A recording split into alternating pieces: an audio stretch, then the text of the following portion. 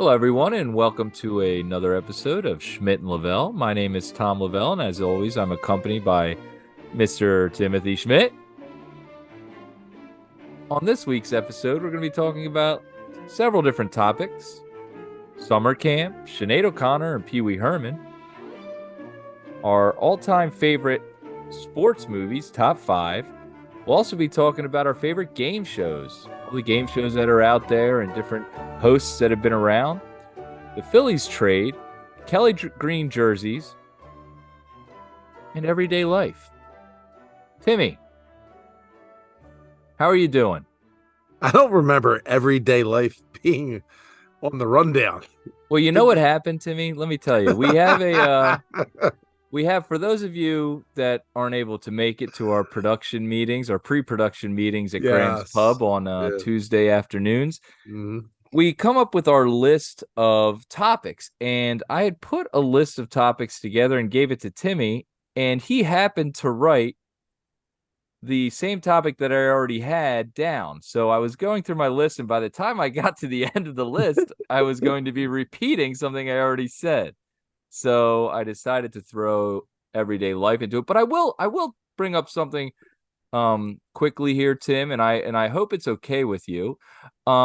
A bit of a scare this week for you. Kind of a last minute thing. You know, we were hanging out, and next thing you know, I get a text in the middle of the night. You had to run your dad to the hospital, right? Yeah, the big pop, he got hit with COVID pretty hard. Um he's on the mend. He's on the way back, and he just got released from the hospital today. But it was it was a little scary moment because I didn't think COVID could hit you as hard as it hit my dad. He literally got knocked into 1973, Tom. Oh, Jesus.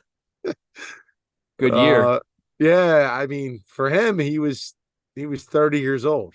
Um, for me, I wasn't born, so little nerve wracking, but yeah, no, it was kind of weird. My dad was he just got smoked, dude. I mean, Scary, right? He went up the stairs, and next thing you know, yeah, he's struggling. he came back down, and he was struggling, and he just had no idea what was going on. He went to go to the bathroom, came back downstairs, and he was just a shell of himself, if you will. He's 80 years old, but I'll tell you what, dude. I mean, he still plays golf. He's still active. He does everything. He's sharp as a knife. Like he's good. But I mean, apparently, COVID hit him, and the dude had no clue what the hell was going on. He even told me today, he's like, I don't even remember that conversation. I was like, Dad, you sat on the stairs for 25 minutes and wouldn't let me move you.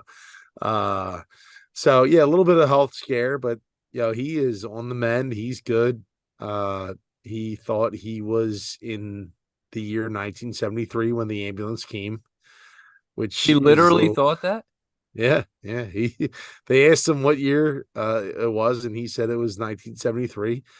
He said that Trump was president, which I'm sure a lot of people probably would be happy with, but it's not the case. He And was then 50 years off. he was 50 years off. And Wow. then he said he lived at 2929 Diamond, which is where he grew up in North Philadelphia. And He lived on Diamond Street? yeah, Oh, wow. yeah, 29th and Diamond. Holy Yeah. moly. I had to drop someone off at 8th and Diamond once, and I dropped them off, and I thought, are you sure this is it? This is where, like, I'm leaving you here? Like, I was saying my goodbyes. You know what I mean? I was like, Yeah. well, it was nice. It was nice knowing you. And I let him out and locked the doors. I said, see you, bro. 29th and Diamond in 1943 is a little different than 29th and Diamond in 2023. It's a Yeah. little difference of 80 years. So, but no, he's back and he's ready to rock, and he's on the mend. So, yeah, I'm happy about that. It was a little scary, but I Interesting was scene in the emergency room. There was a uh lady there that you were yeah, telling me. yeah. So like, dude, like So we went over to Lankenau. If anyone's ever been over to Lankenau, they have a extensive emergency room, and the emergency room is just it's a wild scene, man. And on Sunday night, I guess at the end of the weekend, there's a lot of emergencies that look, I don't know like the whole deal, like when it's popular with I mean, I guess nurses and all these people that are in the industry know like what's a bad day and what's a good day, right? But like I'm sitting in the emergency room and there's a lady sitting next to me with a barf bag and she's just constantly vomiting for like 25 minutes straight. And I'm Oh like, my God. and I'm looking at her like, can I get that like there's emergencies, but like this lady is just ripping hard.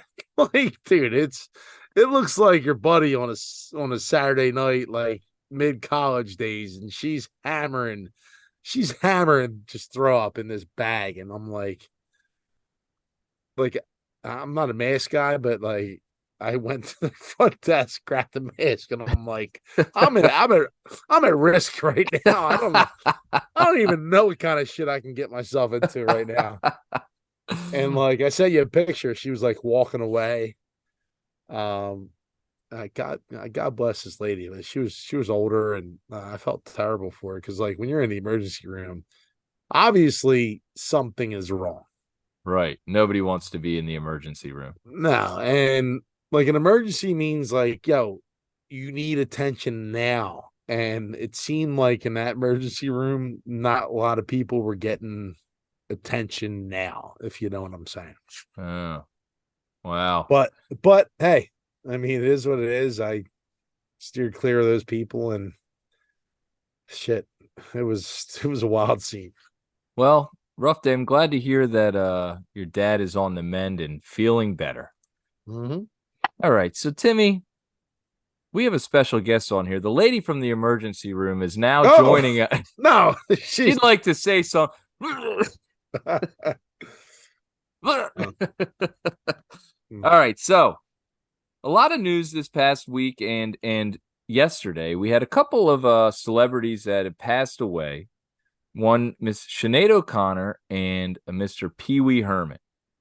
Now, we've known both of these artists, and I guess comedian, actor, Pee Wee Herman, Sinead O'Connor, a singer. They definitely are popular in the pop culture world, and especially like the time growing up. And I'm curious because it seems like, and this is not to say D- anything bad about the dead. diminish. Yeah, but we were talking the other day, sometimes do we kind of Mhm. glorify these people too much when they pass away? You know, some people were saying Sinead O'Connor, and they're talking about her like she's the greatest singer of all time.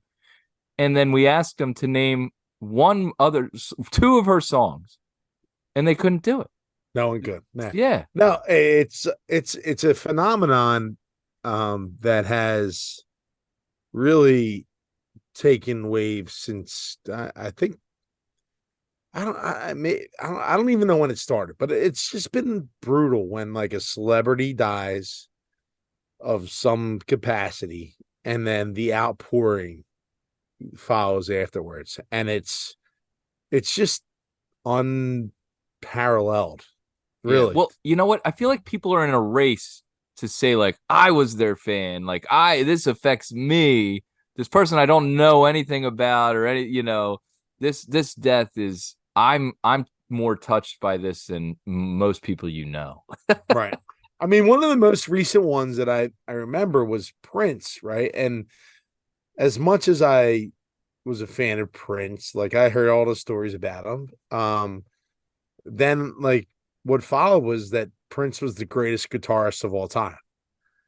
And in my opinion, I'm not really like a rock and roll historian, right? But I know that Prince has never been mentioned at all in terms of being the best guitarist of all time. I know that. I know that for a fact. But people wanted to after he passed away, They wanted to say Prince is the greatest rock and roll guitarist of all time. He was, bar none, the greatest on the guitar. And I'm like, what? Prince? Like, yeah, what? That dude? No way. There's no shot. And it feels like that every time a celebrity dies, Tom, that people want to put these individuals up on a pedestal for better or for worse, but usually for better than what they were. Like, tell me what Sinead O'Connor did in her life.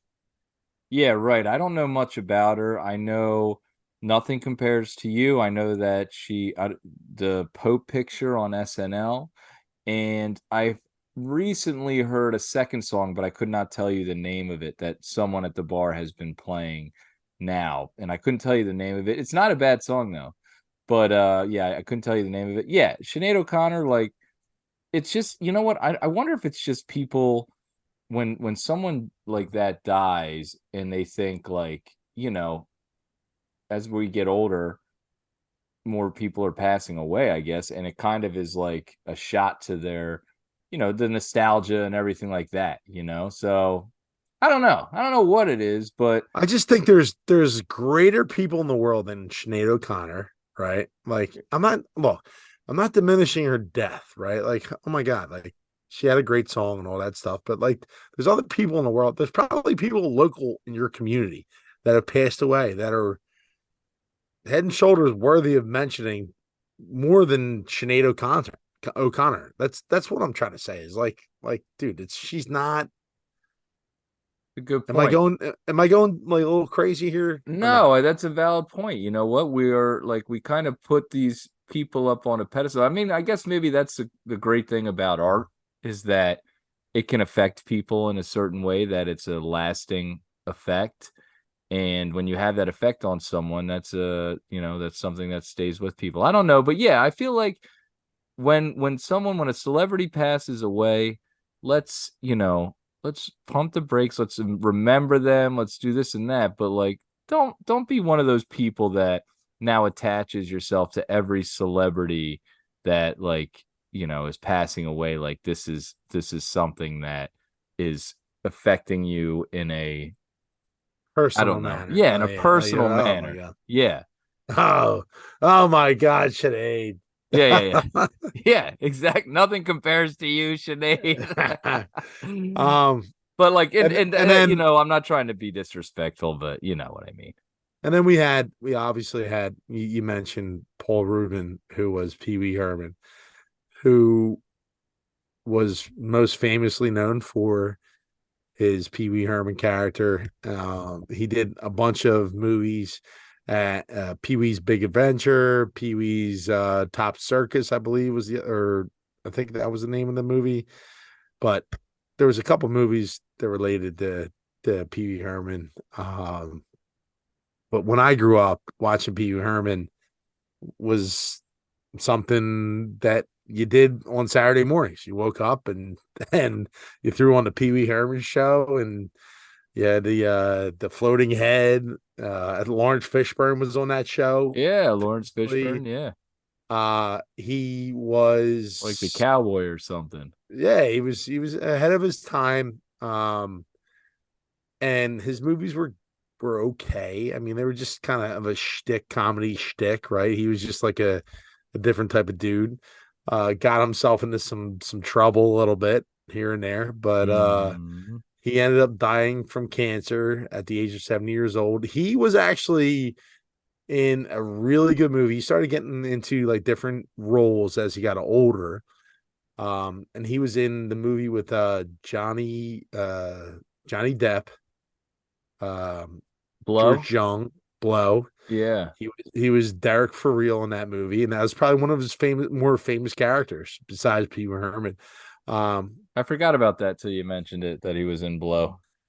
yeah, and just a all around, yeah, whatever. He was on bullshit like, yeah, I think he was floating around like VH1 like reality TV shows for a couple years and He was doing in like, the movie. What was the movie with? It was like Ben Stiller. They were all like the superheroes, but they really had like no superpowers.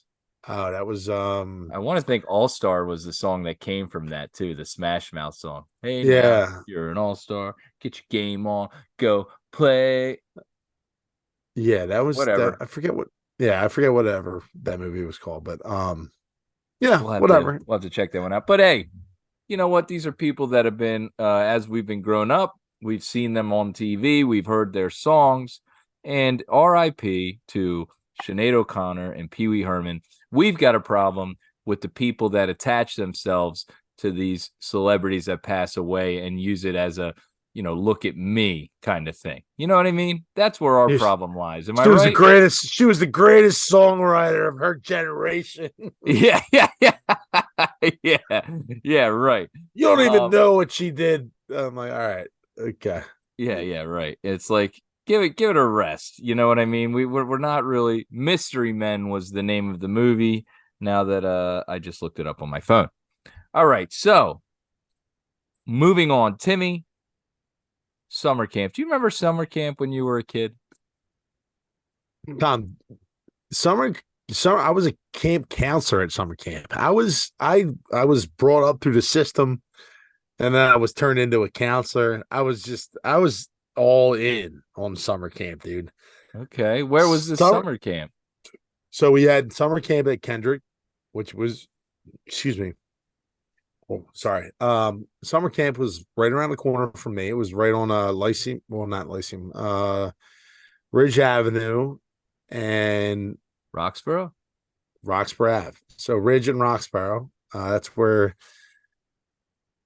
Kendrick Recreation Center was, and that's where we had camp. And it was like I guess I can compare it to if you ever in the restaurant industry, right? Like you had like the servers, right? That were Yeah. like the servers were like the camp counselors, and then like the bus boys were like the junior counselors, and like The and dishwasher. then and then the dishwashers were all the all the kids that you had to watch, right? Like it was pretty wild, man. Like, but like the worst part about Kendrick was the bullshit like trips that we used to have to go on.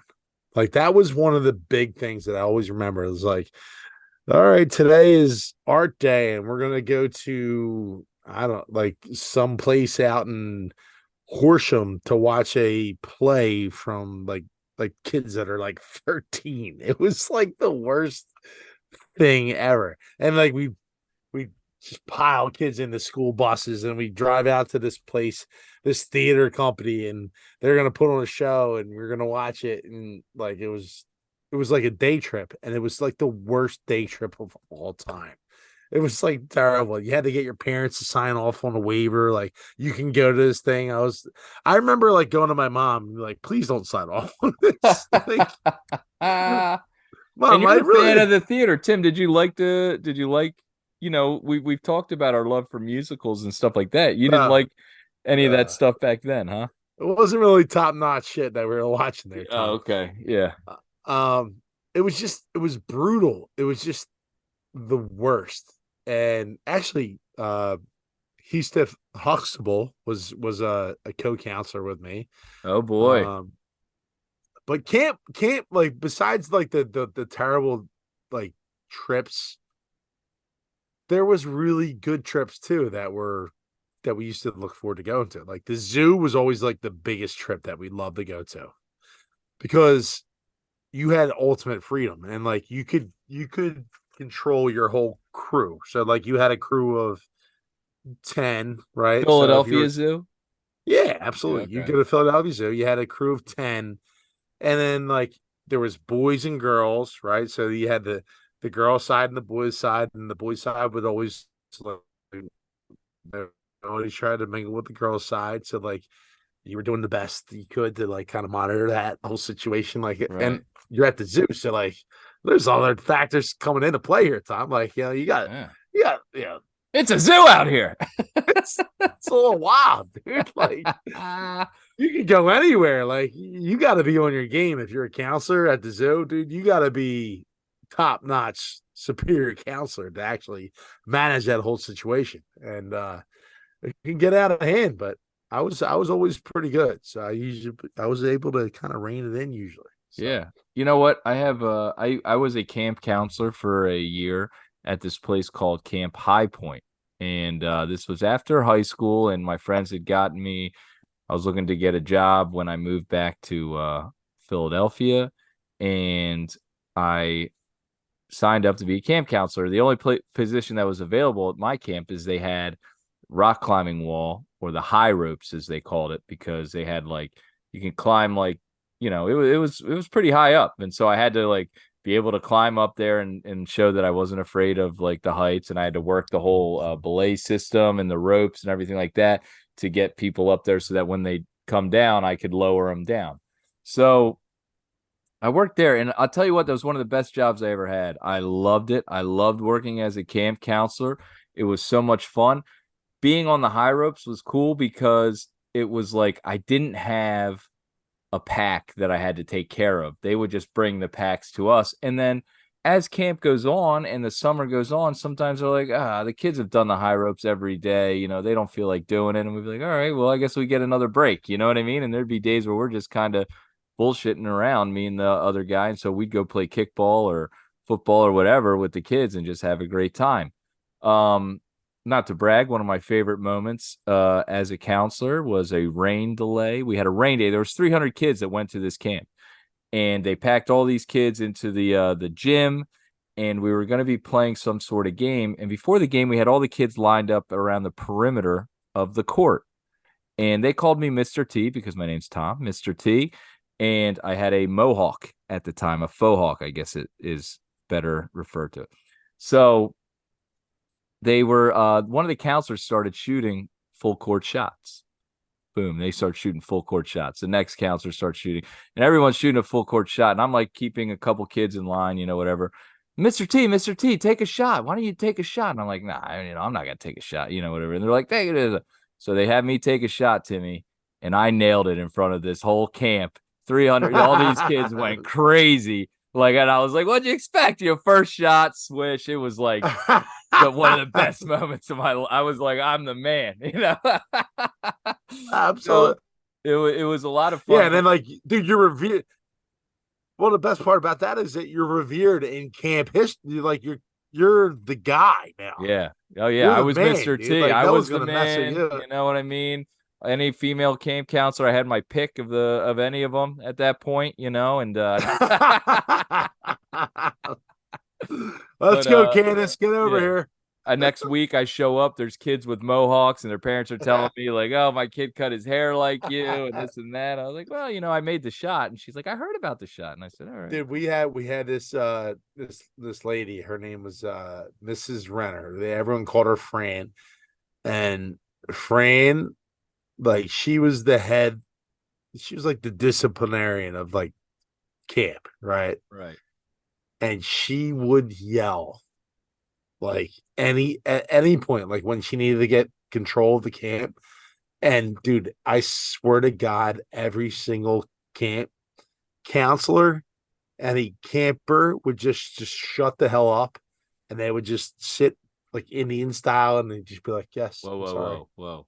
It was like, Crisscross applesauce, buddy. dude, it was the craziest. Guardian style. Oh, oh yeah, I forgot. Sorry,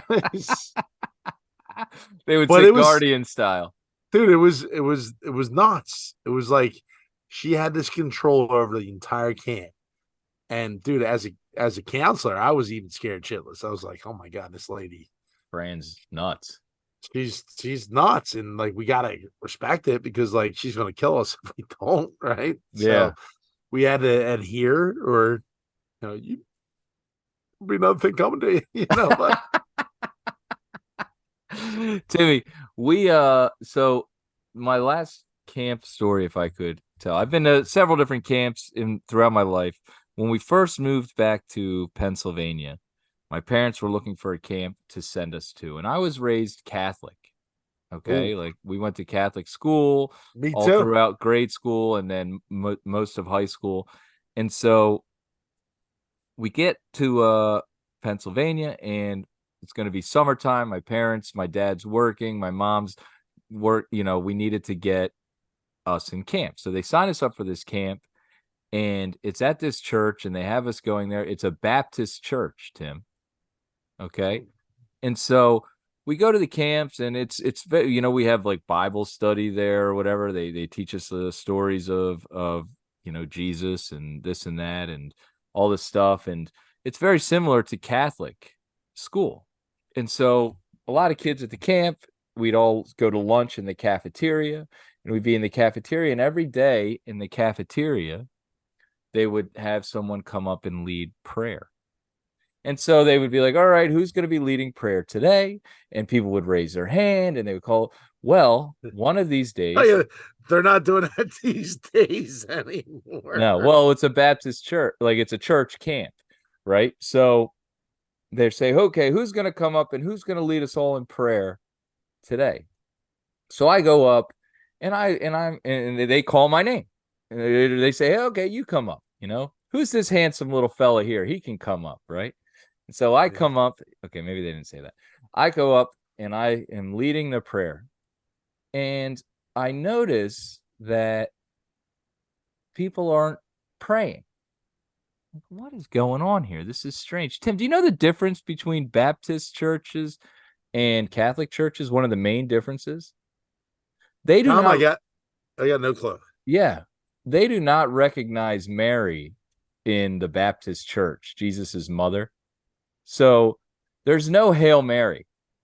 So the You went prayer ahead. that I decided to lead the Baptist church in was the Hail Mary. And all the Ugh. Baptist kids had no clue what the hell I was talking about. And It's the a tough counselors were, choice. yeah. Well, I don't know. They'd done the Our Father already. I said, all right, well, let me hit him with a Hail Mary. Am I right? You gotta go glory be, dude. Glory be to the Father and the Son and the Holy Spirit.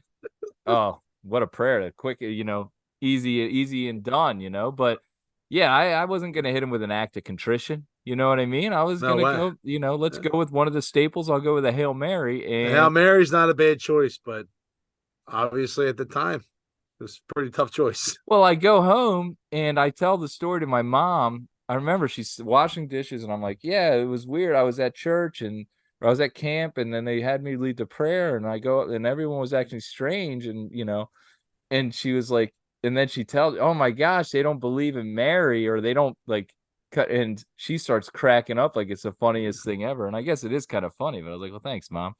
Now I'm the weirdo. I'll tell you what, though, none of those kids are very good at sports. So that's Well, dude, at our camp, we used to track home runs and all that stuff. We used to play in this court, and it was like, dude, every morning who could hit the most home runs, right? And like it was almost like a baseball season where like we just tracked home runs, wins and losses, like all that stuff. Like it was crazy. Like, and I was one of the premier home run hitters in the league that year, Tom, I'd imagine you were.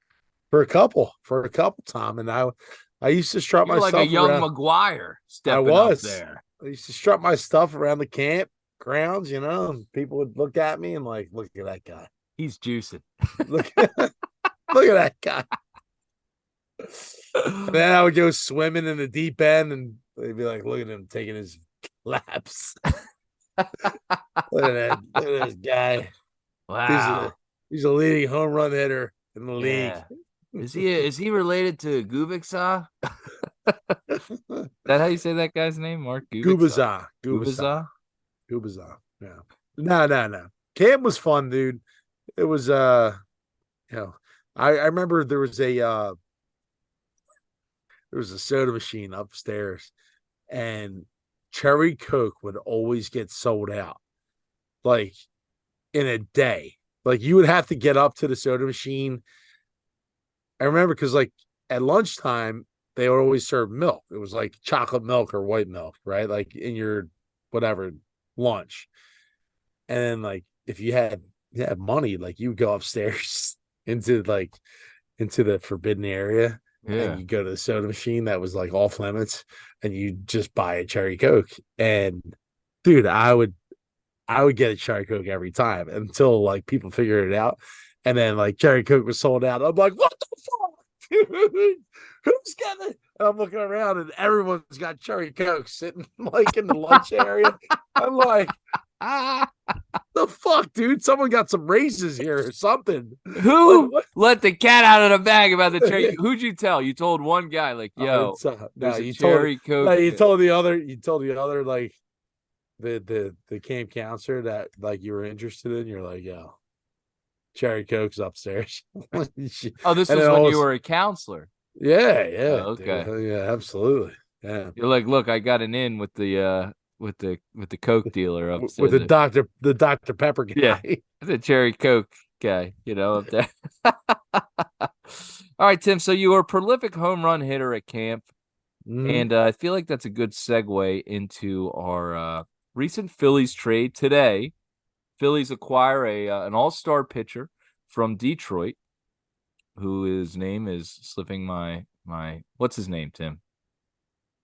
Michael Lorenzen. Is that it? Lorenzen was the starter. Yeah, he was the starting pitcher that they picked up. All right, let's try that again. So the Phillies acquired all-star pitcher from Detroit, Michael Lorenzen, 31 years old on a 1-year contract. He Right. is pitching very well of late. I believe they said he's allowed 11 runs in his last 7 starts. Big addition to this team. And I think last year, when we think about the postseason, if we had an arm like this, someone that can contribute would have really helped out. I feel like that was the difference in the World Series against the Astros, was that they when we would have these bullpen games, or when we would have a game where we needed someone to come in for a longer stretch, I feel like somebody like this would help out, or just more of a shutdown starter. Does that make sense? Of course, a couple of our Mm, guys could have pitched better, but you know what I mean. yes, I do know what you mean.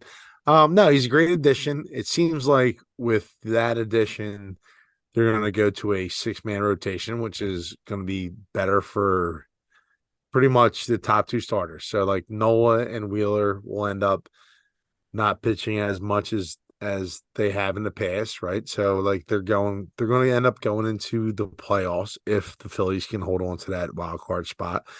Um, Pretty fresh because you're going to pitch half the amount of innings as you did basically towards the end of last year. And look, they went into the season or into the postseason last year as I think Nola has the most innings pitched since 2018 of any starter.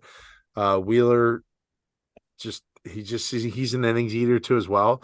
So just getting an extra day off every week will probably benefit them moving into the playoffs. And the key thing is, Tom, that you have to get into the playoffs. Like this is a move that really kind of sets up your rotation for the best of for the remainder of the year. And you hope that these guys really perform. Like the main thing here, Tom, that we're looking at is that the guys that you have on your roster, because they didn't bring in a big bat, they didn't bring in a right-handed bat like what they thought they were going to do.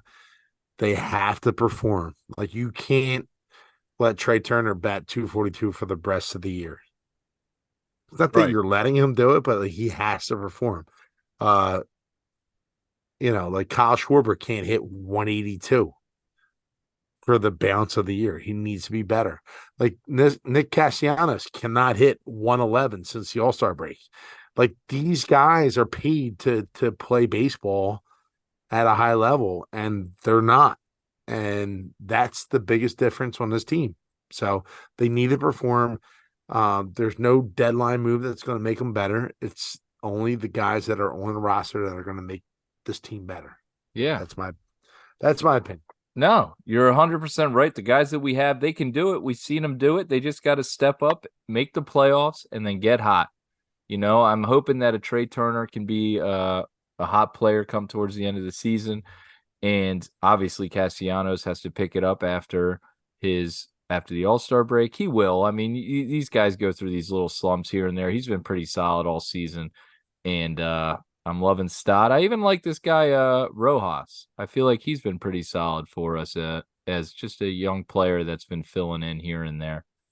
But Timmy, did I say Castellanos right? I did it again, didn't I? No, you said it right. You I'm getting definitely. pretty good, huh? Yeah, I'm getting you're kind pretty of good, you're turning huh? the corner on that. Good job. So when you think of the Philadelphia sports teams and their colors and their all-time jerseys, which jersey to you rings number one in all of Philadelphia sports history, the greatest jersey that we have? Which any sport, what would you say is number one? Oof. um, that's a tough call. I wasn't expecting this. Yeah, sorry, I kind of threw this one at you. I mean, it's leading into our next topic, but I just want to I'm curious to hear what your opinion is. So look, the old school Flyers jerseys are just incredible, right? Like They're the iconic. orange. Yeah. So like the Flyers jerseys are always been like near and dear to my heart. But obviously with what you're talking about right now is the Kelly Green Philadelphia Eagles jerseys, which I love, which I'm very impartial to. Um, I do like the white and the Kelly Green better than I like the actual the full Kelly Green jerseys, but like I would say it goes. I don't know. I have to say Kelly Green. I have to say Kelly Green. I have to say Kelly Green It's Eagles. number one, right? Yeah, I have to say Kelly Green Eagles, then the Flyers, and then probably Phillies pinstripes, and then probably Sixers Old school, like the old blue, school white. like Yeah. Yeah. Phila jerseys. Yeah, probably them. You know what? I'm a huge maroon Phillies fan too. I like the maroon Phillies colors, you know. I just for some reason I like those ones. Not the maybe not so much maroon like the baby blues, but I like the maroon like all maroon shirt. Like I like that, but Kelly Green's my number one. I remember moving here and just being like immediately drawn to that Kelly Green just look. I love it, you know. I think that's the best. I'm excited for the Eagles to start, and I'm excited for this jersey to just to see it on the field again, you know. Well, the best part about that, Tom, is I saw some videos from Kyle Pagan on crossabroad.com, and he was down there for the jersey release, and there was more than enough people down there to tailgate for the jersey release, and like you don't get that stuff anywhere. Like you don't get people tailgating for a jersey release like Yeah. like it's nuts. Like people calling off for like whatever. But it's just incredible to see that like people are so dialed into the Eagles and still love the Eagles as much as they do that they're going to show up at 3:30 in the morning for an 8 o'clock release of a jersey that hasn't been around for 20 plus 30 plus years.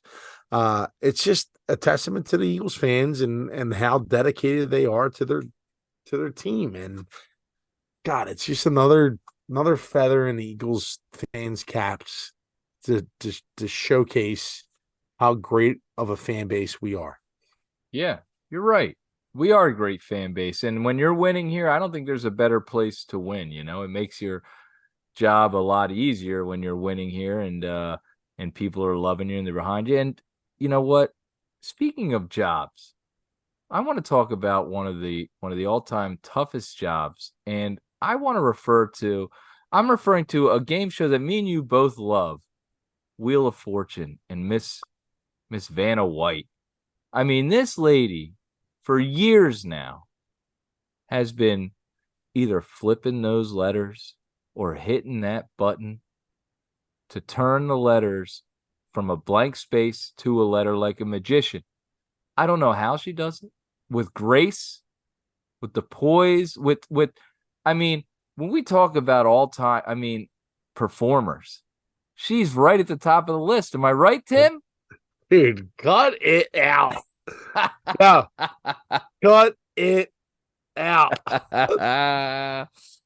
You know, Tim Vanna Dude, White, there's been a lot of talk with her with Pat Sajak leaving and this and that. And You kind of went on a bit of let's, I mean, let the people I have just it. Let them look. hear it. No, no, I'm not gonna rant. I'm not gonna go crazy like I did on you. But like, it just doesn't. To me, the Vanna White has had the easiest job in the history of any job ever. Right? She's been a good looking woman her entire life. We've seen pictures Incredible. All-time babe. from start to finish. Like Yes. she's been an attractive woman. And all she's had to do her entire life is just turn over letters, vowels, consonants for years. And she works probably 3 months a year. And you told me the other day when I was like, I brought this out of like thin air. I was like, Tom, can you just do me a favor? Like Vanna White, like what does she make a year? And he was like, take a guess. And I was like, I don't know, $30 million a year. She She makes doesn't make $30 million a year. Her net worth is what we her looked up. her net worth is 96, $85 million. $85 million this woman is worth. And all she has done is either turn a letter or and then like what's the worst part about it, Tom, is that like the company was like, listen, turning a letter is tough. Like, let's make this all digital. Let's have you touch the letter. I mean, we don't want you to do that. Like, that's just too Well, cost can you effective. blame Vanna White? I mean, what, I mean, No, no, I don't blame Van. No, good. God bless that lady.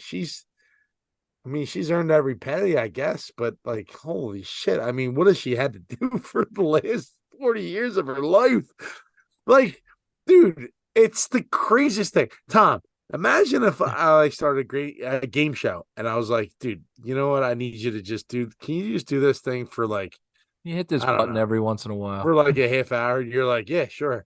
And then like all of a sudden, I get a paycheck. Here's $100,000. yeah, Wait, what? Tom, we've hit 6,000 episodes. Here's $6 million. You're like, what the what? It Wow. makes I wonder it's how many episodes there have been of Wheel of Fortune. I it's want to know how many if we could have the it has to be the easiest job in the history of jobs. Like right. if we could rank a job, be like, look, like go to Mike Rowe. Mike Rowe is the dirty jobs guy. Yeah, right. Be like, yo, Mike, look, let's be honest here. Like there, you've seen a lot of jobs in your history. What about the is there anything dirty about the Wheel of Fortune? I don't know. What's even her title? What's her job title? Letter Turner? I don't know. I don't know. What is her job title? Timmy, if they're saying there's an estimated 7,000 episodes of Wheel of Fortune at $85 million net worth, that would make her getting $12,142.86 an episode. That's quite a half hour.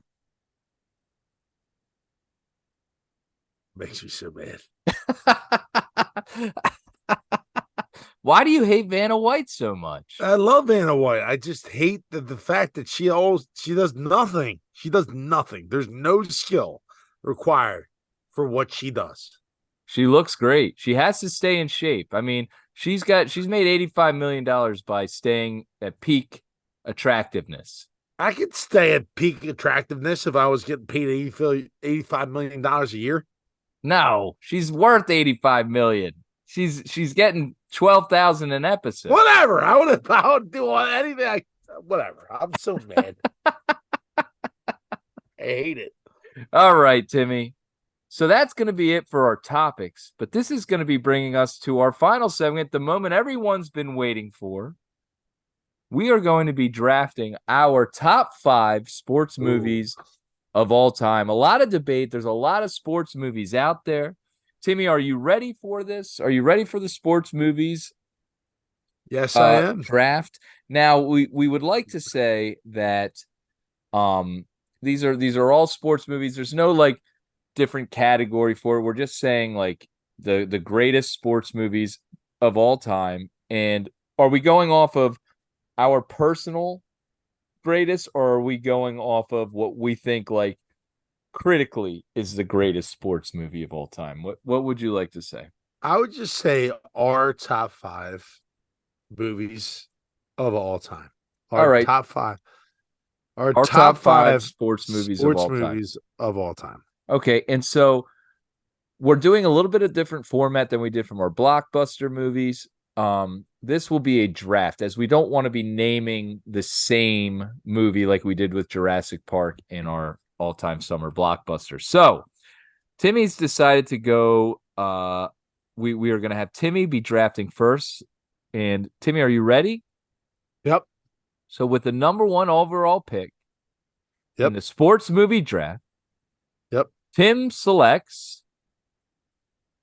I select Jaws. Killing those people is a sport, and I love it. No, it's not even. Yo, they went sport fishing for a shark. Oh That my is a. God. It's Here an. we It's a go. sports movie. Oh I my take God. Jaws as my number All one right, that's movie. going to wrap it up for Schmidt Lavelle. We appreciate you coming out and listening. Please follow What? us on all social media Oh my platforms. God. That is a fact. They were sport fishing for that shark. God damn it, and they Tim, got it. is that your number one pick? That's number one. You're joking. Oh. Do you want me to select another one? No, I want you to select your list. You know, we're going to be putting this list out. People can vote on what they is. Oh, I mean, last time when we had the list, someone seemed to do significantly better than the other person. I don't know. I don't know okay. All who. right. All right. All right. Fine. Fine. Fine. Fine. Fine. All right. I'll give you my number one movie. It's gonna be Rocky. Oh, you son of a bitch. You mother trucker son of a gun. That was obviously going to be my number one pick. Can't deny Rocky. Great choice. All-time sports movie. One of the greatest of all time.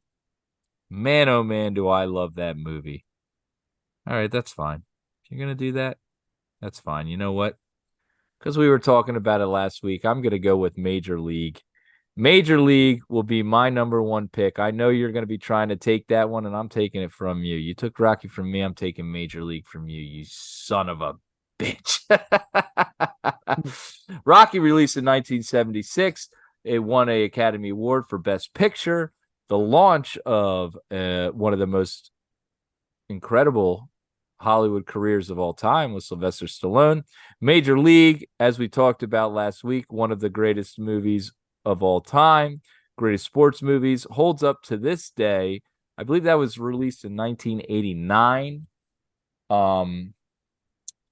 Just a great movie. Both worthy of number one picks, I would say. Tim, what do you think?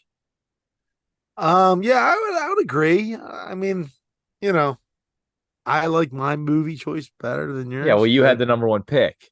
I, yeah. I had the number Well, two. So wait, do I get the third pick now? Is this a you snake do. draft? Yeah, yeah, Snake. Let's Oh, go. Go ahead. I like that. Snake draft. Hmm. All right. I'm taking Hoosiers with the number three pick.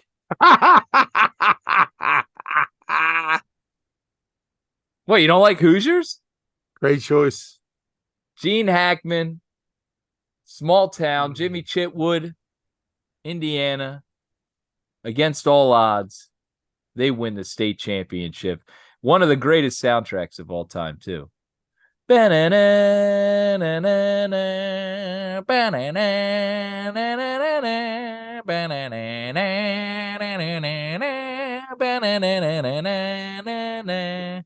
don't even know what that is. You don't But know that song? I'm going for my number two pick. I'm going Field of Dreams. Ooh, great movie. Love that movie. I mean, dude, hey, Dad, want to have a catch? Oh, It's a great film. oh my God. Does it get me every time? Yes. Yes, it does. Love that movie. Obviously, one of the most famous baseball movies of all time. Got James Earl Jones. You got the fuck. I can't even remember his name right now. What's his name? Kevin Who? Costner. Who else is Nope. in that movie? Any other celebs that I mean the wife has been in several things. I can't think of her name. And I want to say the daughter You're talking was about in Ray Liotta? Ray Liotta. Ray Liotta's in it. Liotta. Liotta.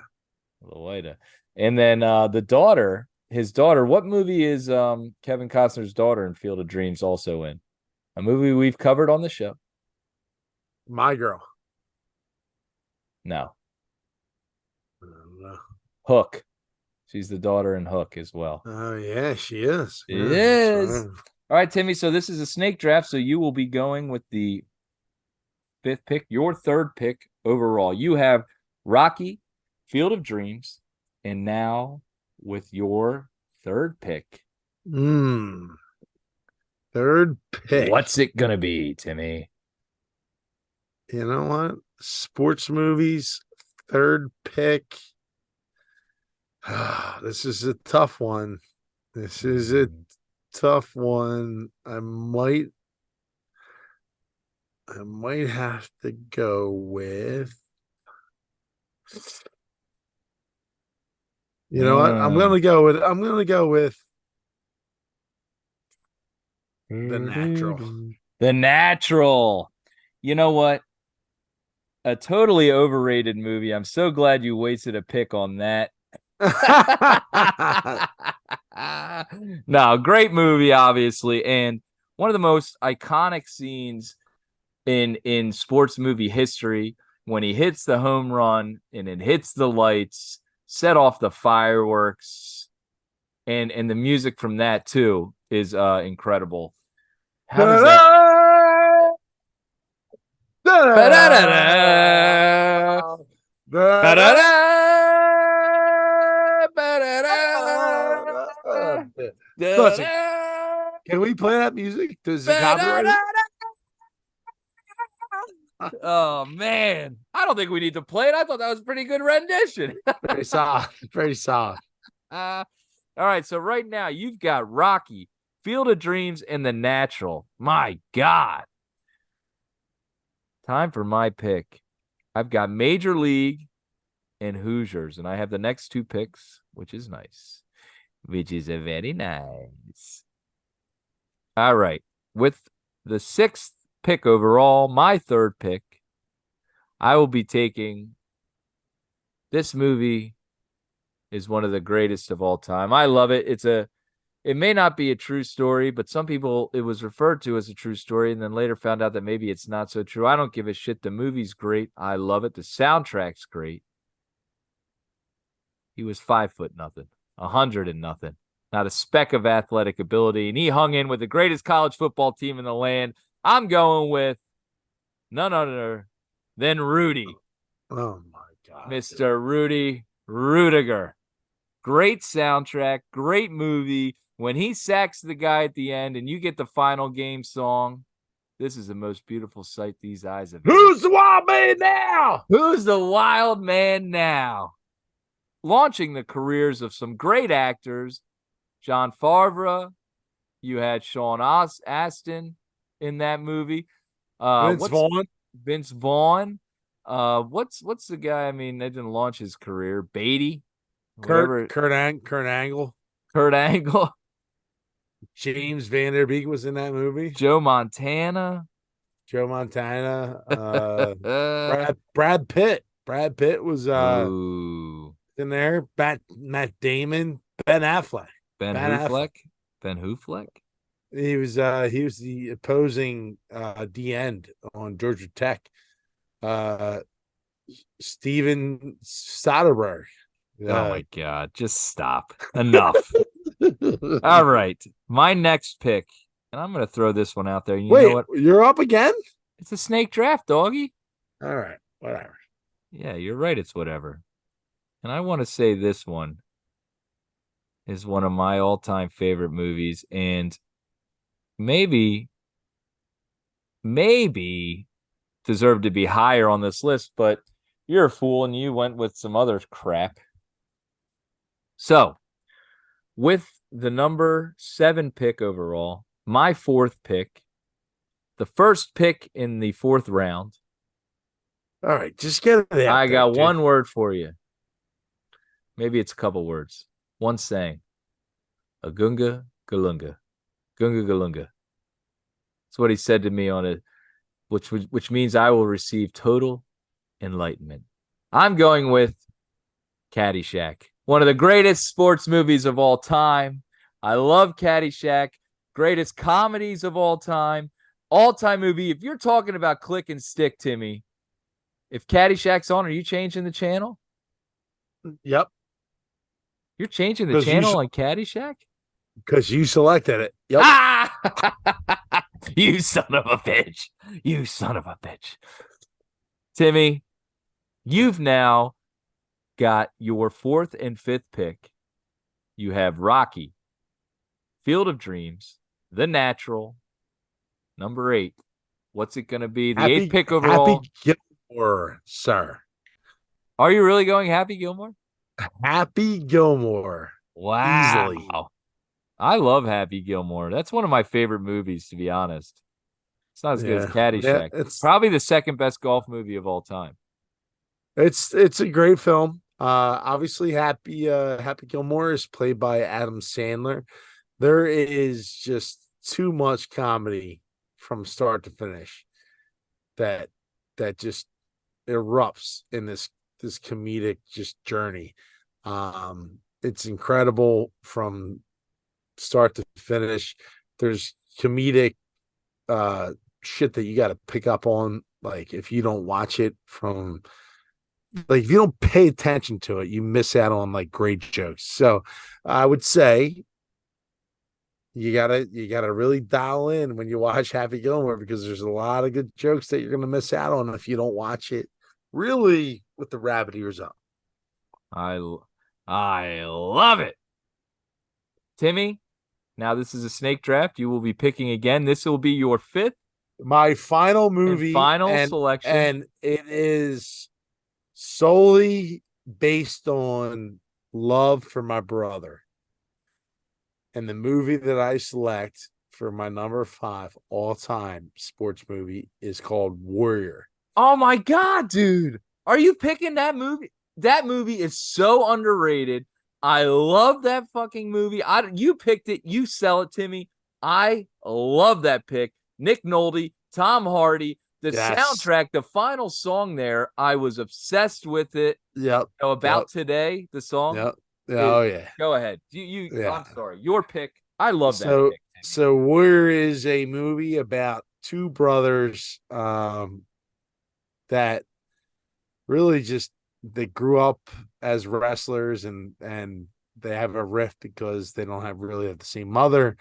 So they're essentially, what are they, Tom? They're just They're brothers, they're but they're like half brothers, I they're guess. half brothers, and their dad is a major wrestling coach in the Pittsburgh area, and they both feel a certain way about him because they felt like that one brother was slighted than the other, and they end up in a UFC tournament um that's nationwide, and they're both really accoladed wrestlers and UFC fighters, MMA fighters, if you will. And they just end up the dichotomy between the two brothers and everything else is just incredible. Like it's the dynamic is insane. Um, like you got to watch the movie. I'm selling it short because I don't really know how to talk about it, because it really is emotionally well done, and it rips you apart if you have a brother. Um, It's incredible. I totally agree. Totally underrated movie. When people talk about like sports movies and this and that, that one is one that'll get you. It's intense. It's great. Now, who made a starring role in that movie? If you remember, I'm trying to remember the main character's name, but Tom Hardy's one. Nick Nolte. The main character, I forget his name. Even the principal at the school, I forget his name. But he's been in a bunch of different things. oh, But it's Joel. It's Joel Edgerton. is the main character. He's Tommy Hardy's brother. Okay. And then Frank Grill or Grille or whatever they call him. He's been in a lot of Marvel movies. He's the Oh yeah, trainer. yeah, yeah. Yeah, he's a trainer. Yeah, he's like one of the guys, one of the bad guys in the Marvel movies that's with I forget the faction there. But so um but who was supposed to be the badass guy? Do you remember in the movie the guy that was Kurt Angle. Kurt Angle? Well, it wasn't Kurt Angle but Kurt Angle was playing Coda. a role, Coda. And that song, his song when he was coming to the Octagon was intense too, dude. I'm so glad. I'm shocked that you brought up that movie, but that's an incredible movie. One that when I saw it, I remember saying, You know "Dude, what's you crazy? have to see this movie." Tom, you know what's crazy about that movie? It was that it's again before I re-engaged into wrestling. Right. I did not realize that that was Kurt Angle because he looked completely different He had the contacts in that made his in the eyes movie, different. Yeah.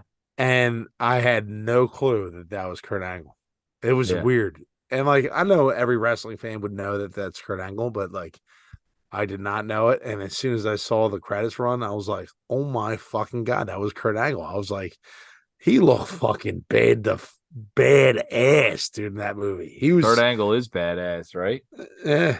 But I So, remember, yeah, I remember saying, is that Kurt Angle? You know what I mean? Like, it's not like he looks exact. Like, it's bizarre to say that he didn't look like Kurt Angle, but he did. ah, And I was like, is that Kurt Angle? Like, I remember like thinking, like, is it? And it's funny how just like the contacts and maybe how they film things that made him look. So, Timmy, you've got Rocky, Field of Dreams, The Natural, Happy Gilmore, and Warrior. I mean, I love that you put that in your top 10 or your top five. It's coming in the top 10. Now, there's a ton of movies. By the way, that song About Today is by The Natural, ironically. The National. And so if you haven't checked that song on, it's a little like slower pace, but I loved that song. So this is a tough decision. Obviously, when we're trying to pick five of our favorite sports movies, there's so many great ones out there that we loved. I'm torn on which ones I should choose, but I'm between two to go into my final picks. Man, this is tough. You know what? I really should move. Ah, ah, uh, all right. All right. With my final pick, I'm going to be going with. I'm going to be going with. You know what? Fuck it. I'm going with it. A League of Their Own. A League of Their Own. you loser. Yep. I don't care. I love that movie. I love watching that movie. One of the greatest sports movies of all time. Tom Hanks, Gina Davis at their peaks, and just a great movie. Totally when it's on. There's so many classic lines from that movie, so many classic moments from that movie. Timmy, any shout outs, any honorable mentions you wanna give into the greatest sports movies of all times that maybe you were thinking about that you didn't get to put on your list? There was one movie that I really wanted to put on my list and I didn't. Major League, you already took. That's That right. was a big one. Slapshot obviously is a big one. Bull Durham, another one that's just a fantastic movie, and apparently no one likes besides Tom. Yeah, But I yeah, love I mean, for the Bulldog. most, there's a lot of good movies out there, sports movies that the program. Uh, I mean, I One think of the that's it. one of the ones that I wanted to give a shout out that I was torn between was the Bad News Bears original Bad News Bears movie. I love that movie. In fact, we use music from the opera Carmen. That is the soundtrack to the Bad News Bears. We use that in our intro and outro every week. And another one that I thought is kind of labeled a sports movie, but I don't think necessarily is a sports movie. There's a lot of sports in it, but I think it's more of a movie about growing up in childhood and your boys and your neighborhood is The Sandlot. I love The Sandlot, and that's one of the movies that I thought about putting on my list. Oh, I feel like I'm hearing some of the national right now about today. Timmy, we're going to be taking off. We're going to be signing off. Another incredible episode of Schmidt and Lavelle. Is there anything you'd like to say to all the Schmidt and Lavelleites out there before we sign off? Yeah, any of you idiots that aren't listening to our show or just no, I'm just I'm just I was gonna do a complete work right there, but I just turned it off. Cut a big promo on all the people that aren't listening to I our don't show. want to do that to the Schmidt and Lavelleites because they're all dedicated listeners. But looking forward to seeing everyone next week. And look, there's a lot that can happen over the course of the next week, Tom. You never know. You never know. And we will certainly be bringing it up on Schmidt and Lavelle, your favorite place for all the hot topics and fun topics that we like to bring up so that you can listen to. Real quick shout out to Heath Stiff Huxtable. Timmy's the one that had the blanket. I'm not the one that had the blanket. What do you mean? On last week's episode, he said Timmy's got a blanket, I'm out. Or Tommy's got a blanket. You have the blanket. You bring it with you on vacation. Oh, that's a great blanket, dude. It's a great blanket, but it ain't my blanket. That's your blanket. He's got to try it on. I think he'll love it. The camp counselors stick together. For Mr. Timothy Schmidt, my name is Tom Lavelle. We appreciate you listening. We love you. Till next week, have a great weekend.